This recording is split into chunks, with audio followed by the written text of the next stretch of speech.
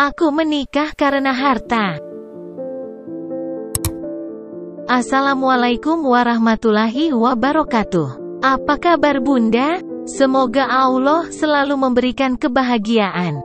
Aku menyesali keputusanku yang memilih menikah dengan orang kaya. Itu adalah keputusan terbodoh yang aku buat.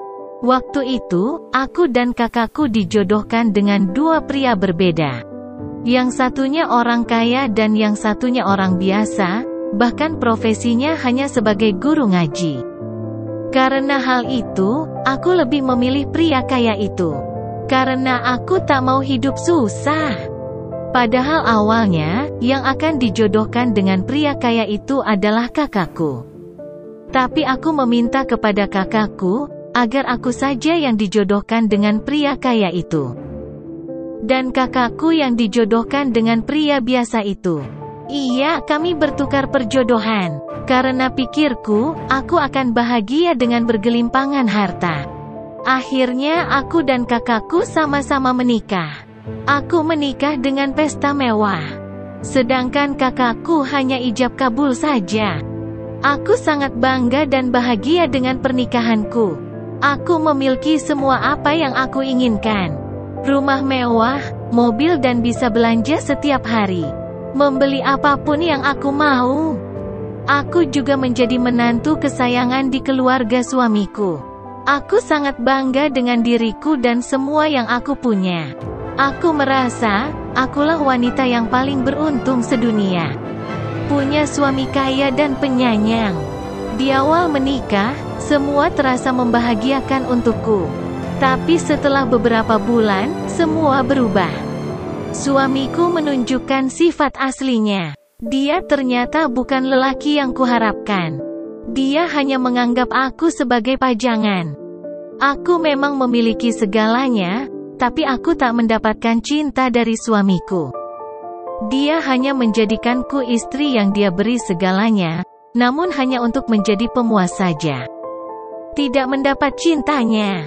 Aku tak mendapatkan perhatian dan kasih sayang dari suamiku. Bahkan dia tak segan membentakku di depan keluarganya. Karena kesalahan kecil, aku sangat syok dan tidak menyangka. Ternyata suamiku kasar. Aku setiap hari menangis, karena semua yang kuimpikan tak terwujud.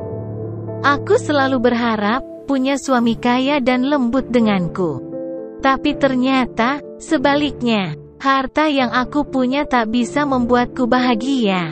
Karena suamiku cuek dan tidak perhatian. Aku sangat iri dengan kehidupan kakakku.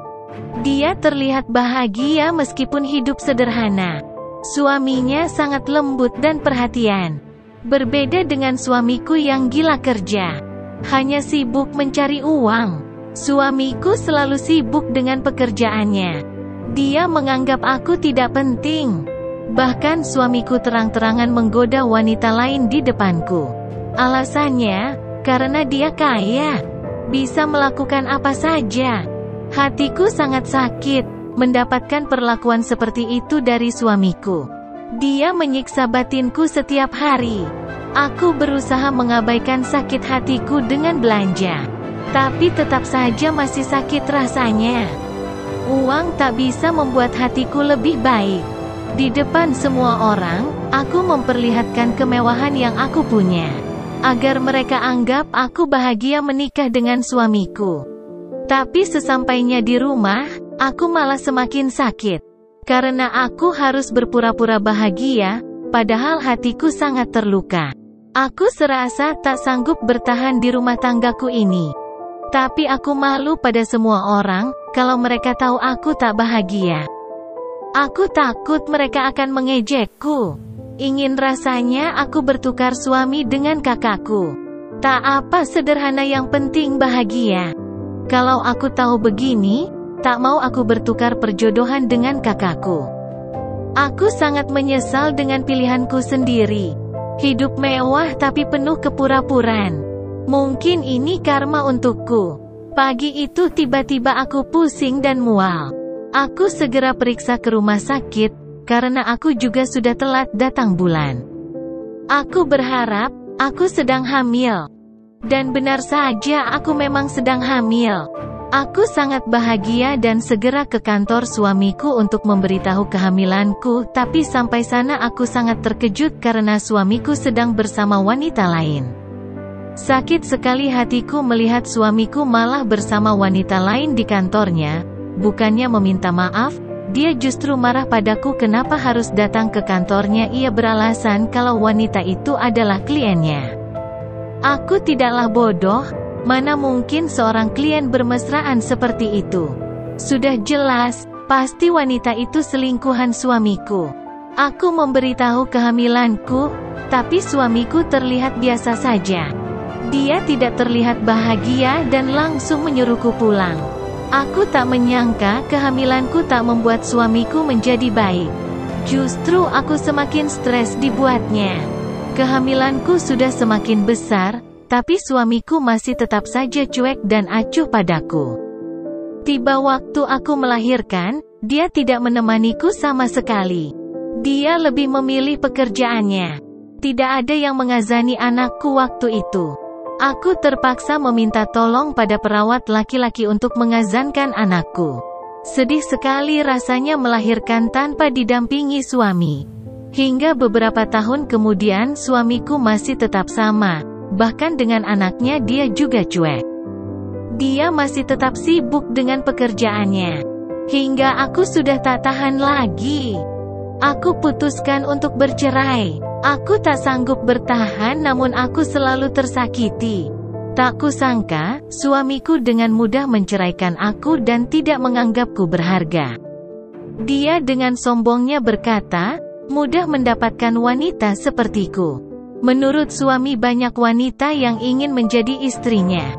Aku ajukan gugatan dan berusaha mendapatkan hak asuh anakku.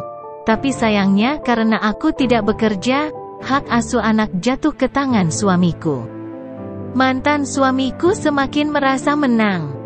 Karena hal ini aku berjanji pada diriku sendiri, agar bisa lebih baik dan tidak dipandang sebelah mata oleh laki-laki. Aku berusaha bangkit dan mencari pekerjaan. Aku juga lanjut kuliah S2. Aku akan tunjukkan pada semua orang kalau aku bisa berdiri sendiri di atas kakiku. Terutama akan aku tunjukkan pada mantan suamiku. Aku akan beri contoh yang baik untuk anakku. Beberapa tahun kemudian aku sudah lulus kuliah S2ku. Di hari wisuda itu kakakku dan ayah datang untuk memberi selamat. Disusul anakku dan mantan suamiku. Yang tak kusangka, mantan suamiku bicara seperti ini. Kamu hebat juga ya. Kalau kamu mau kembali kepadaku, aku akan menerimamu dengan senang hati. Tapi dengan tegas kukatakan aku sudah mempunyai calon suami. Calon suamiku juga datang membawakanku buket bunga untuk memberi selamat.